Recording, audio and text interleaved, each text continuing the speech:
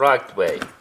And then I change that rotate in up and check door not, but in down it opens.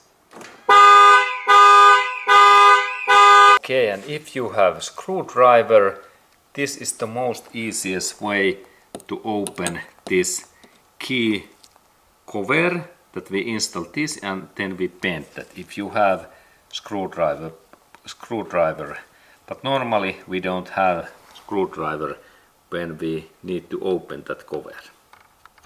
Okay, and also we can see that this part, this cover, belongs in here, and we can install this part back.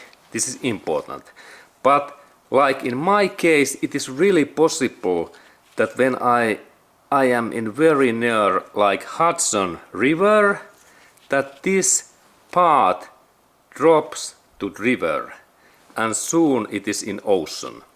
But no worry, if you are owner of Toyota or Lexus cars, you can go to next day in this Toyota dealership center and within 1 or 2 days they will sell to you and to me new part. Don't worry. And also in Mercedes-Benz cars, same thing. They works well. And really, now we can look also that how this opening happens. There was really small lot in here.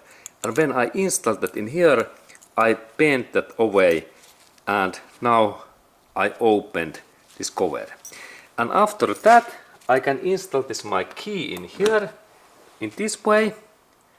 And now remember that sometimes in some cars, like in this my current Lexus car, there is alarm what works in some days, even that there is no any battery inside that car.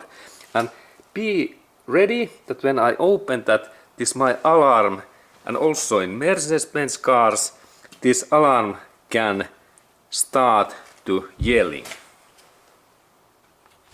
And there is really my key, and it goes in here in this way, not in that way.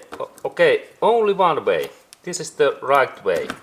And then I change that rotate in up and check door not, but in down it opens.